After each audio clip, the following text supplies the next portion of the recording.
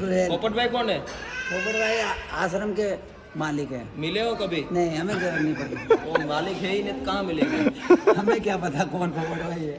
ये पेशेंट है जो प्रभु जी है ना हमारे, वो 10 दिन पहले रेस्क्यू करके लाए।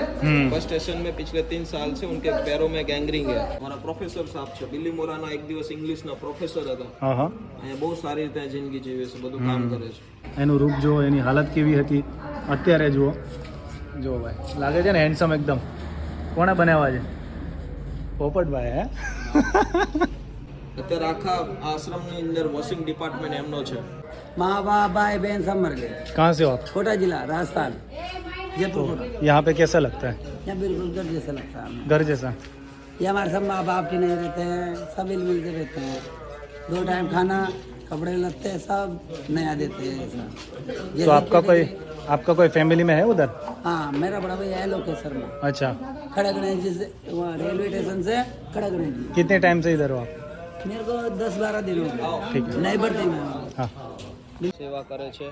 ગૌ માતાના આશીર્વાદથી ખૂબ સારું છે અને બહુ સારી રીતે બધું મેનેજમેન્ટ થાય છે। મારો એક સવાલ છે કે તમે કેટલું ભણેલા છો આમ? હું અડધું 12 ધોરણ પૂરું કરી ડ્રોપ આઉટ કરેલું છે મેં। તો ઘરેથી કંઈ ફોર્સ એવો નહોતો તમે જ્યારે એ શિક્ષણ કાળમાં તમારા કંઈ? નહીં, ઘરવાળાને કોઈ પણ, હું તો એમ કહું છું કે યુવાન વર્ગ વ્યક્તિઓને જે પણ ભણે છે અથવા કોઈ પણ ક્ષેત્રમાં આગળ વધવા માગે છે તો એનું ક્લેરિફિકેશન કમ્પ્લીટ હોવું જોઈએ કે ભાઈ મારે, હું ખબર છે કે ભાઈ હું કોલસો છું ભણવામાં, તો હું શું કામ ને મારી જાતને વધારે એમાં કશું। પણ એમની તમારો પહેલેથી માઇન્ડસેટ એવો છે તો કે મારે લોકો માટે કંઈક કરવું છે? હા બિલકુલ, કેમ કે મને પ્રેરણા મને અનાથ આશ્રમમાંથી મળી છે। હું ખુદ અનાથ આશ્રમમાં ભણ્યો છું 7 વર્ષ, અને ત્યાંથી જ મને આ માનવતાનું અને બીજ ત્યાંથી જ મારી અંદર ફૂટ્યું છે કે ભાઈ આવું આપણે લોકોના હિત માટે કંઈક કરવું જોઈએ એમ। અને બાકી માતાજી ઈશ્વર બધા આ કામ પૂરા પાડે છે અને કોઈને કોઈ નિમિત્ત માત્ર કોઈને બનાવતું હોય છે। એટલે અમે સૌભાગ્યશાળી છે કે આ કામની અંદર અમારી પૂરી ટીમને આમાં નિમિત્ત બનાવ્યા છે। કેટલા લોકોની ટીમ આપણી પાસે અમારી છે? 25 લોકોથી પણ વધારે લોકોની ટીમ છે કે જેમાં અલગ અમારા 3 આશ્રમ છે ટોટલ। એક અહીંયા છે, એક આણંદમાં છે, એક મહેસાણા છે।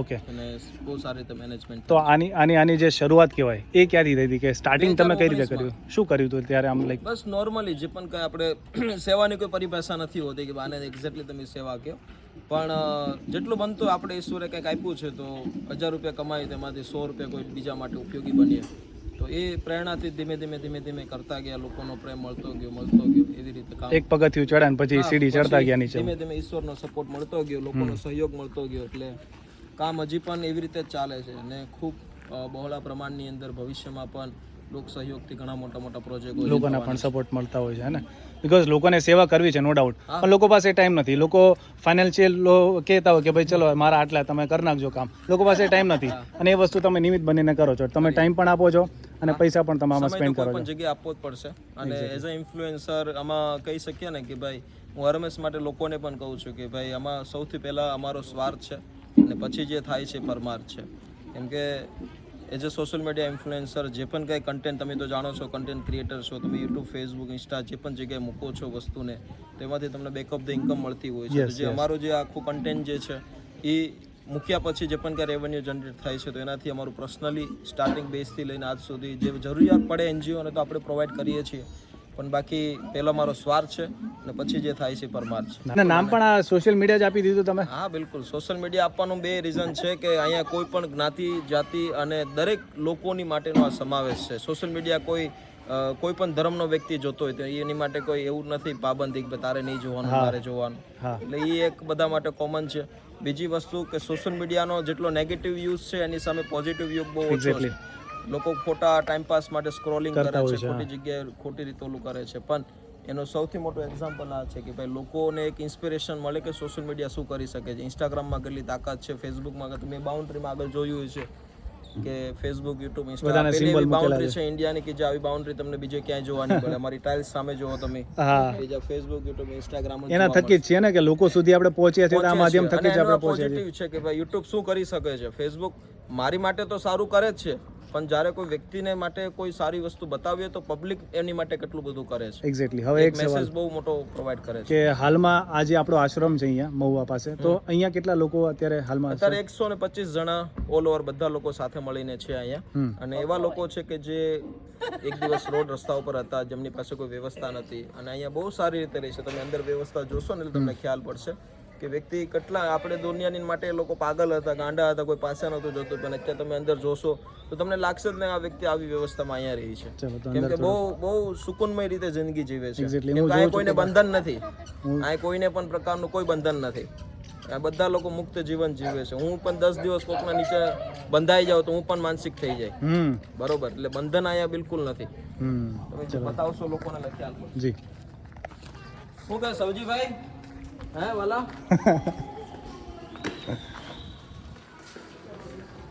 કેટલા રૂમ છે આપણા અહીંયા સર? 25 નોર્મલ રૂમ છે, પછી નાના ડોરમેટરી છે એ 10 છે. ઓકે. એ રીતે બધી અલગ અલગ સુવિધા. જો આ રીતનું કંઈક આખું પટાંગણ છે, તમે જોઈ શકો છો કે લોકો આમ સામેથી કહેતા હોય છે કે આવી સુવિધા તો ઘરે પણ નથી મળતી. घर पे कौन कौन है उधर? लोकेश शर्मा मेरा भैया है बड़ा, अच्छा। उनके जैसा है। अच्छा। बिल्कुल है। पोपटभाई कौन है? पोपट भाई आश्रम के मालिक है। मिले हो कभी? नहीं, हमें जरूरत नहीं पड़ी। वो मालिक है ही नहीं तो कहाँ मिलेगा? हमें क्या पता कौन पोपट भाई है। यही तो है। मैं तो बेटा हूँ। मैं कौन हूँ? लड़के उनके लड़का हूँ. अरे वाह. फर्स्ट नंबर के 2-3 और हैं उनके। अच्छा. और लड़के भी है. हाँ, लड़कियां भी हैं उनके, डॉक्टर है। આ ભાઈએ કીધું સામેથી, હું જસ્ટ એન્ટ્રી લીધી તો ભાઈ એમને બોલવા મળે હિન્દીમાં કે ભાઈ सरकार के अंदर जेल नहीं है। કે અહીંયા બહુ સુવિધા સારી છે ને એવું બધું. आओ मेहमान. वो हमारे खाने का बंगला है। अरे वो ड्रेसिंग करवा लो चलो. करवा लो बताओ। ये पेशेंट है जो प्रभु जी है ना हमारे, वो 10 दिन पहले रेस्क्यू करके लाए. बस स्टेशन में पिछले 3 साल से उनके पैरों में गैंग्रीन है. अच्छा. और थोड़े मानसिक रूप से भी लोगों की दृष्टि से बीमार थे, बट यहाँ पे बिल्कुल नॉर्मल है.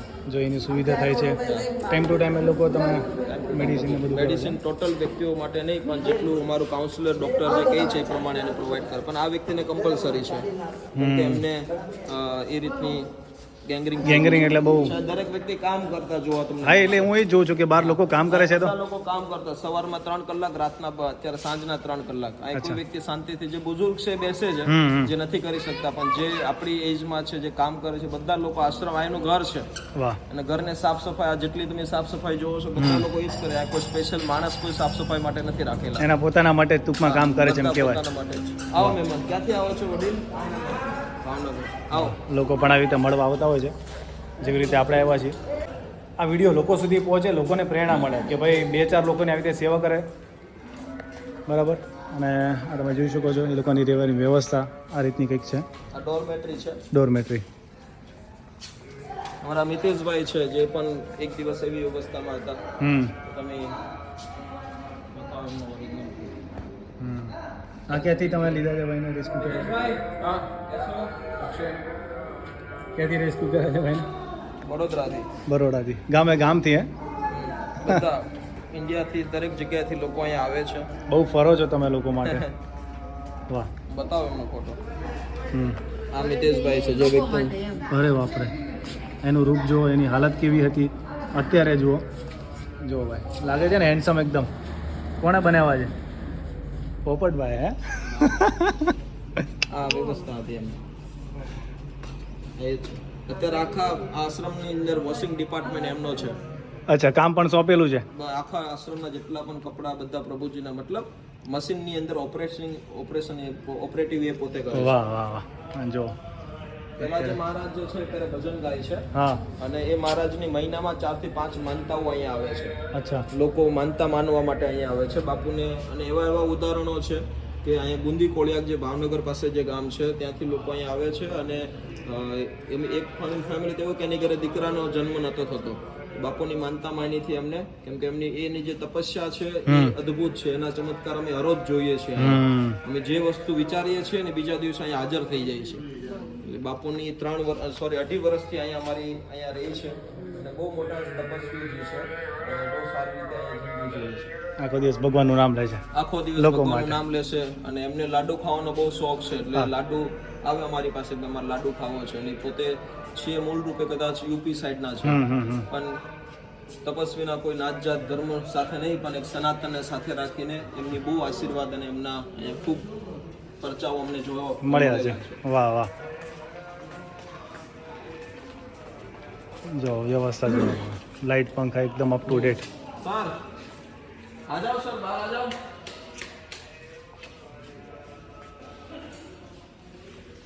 એ બધા લોકો અહીંયા કોઈ જગ્યાએ દરવાજો નહીં તમને જોવા મળે. અચ્છા. અહીંયા દરવાજો અમે નથી માર્યો. ઓકે, એમને એવું ના ફીલ થાય કે અમે લોકો પેક છીએ. હા, બધા આપણું ઘર જેવું છે. આપણે કેમ ઘરમાં ગમે ત્યારે જઈએ, ગમે ત્યારે આવીએ, આપણને કોઈ પાબંદી છે, એવી રીતે આ લોકોનું ઘર છે.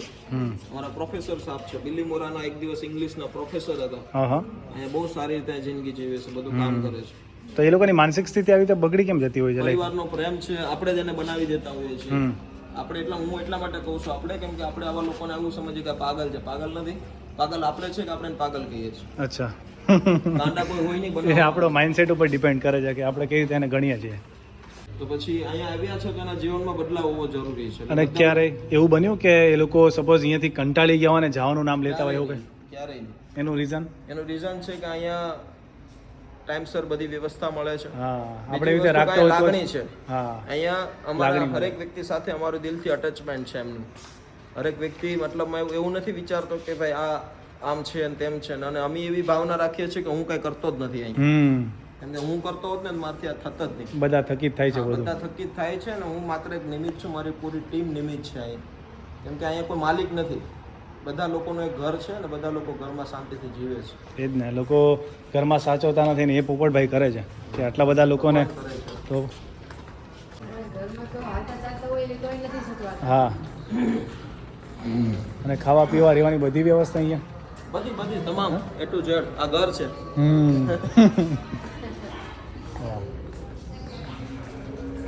એટલે આપણને આજે મોકો મળે છે પોપટભાઈ સાથે થોડી ચર્ચા કરવાનો. હા, યો. હા. યા.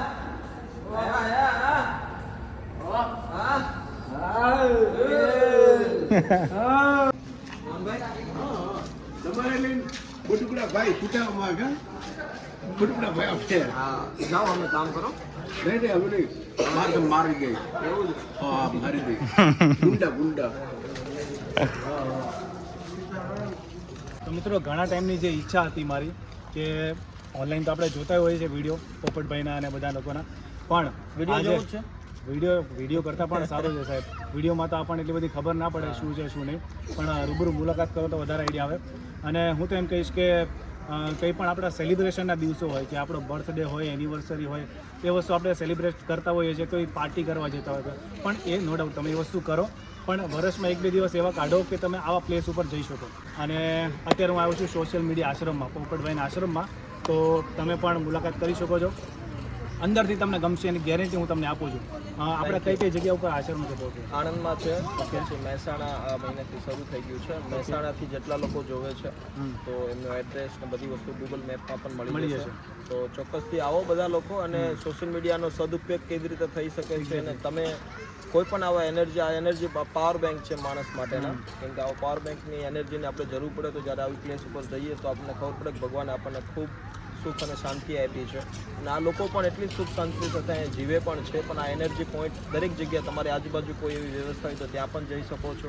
અને ભાઈ આજે એમનો કિંમતી સમય કાઢી પરિવાર સાથે આવ્યા છે, બહુ આનંદ થયો.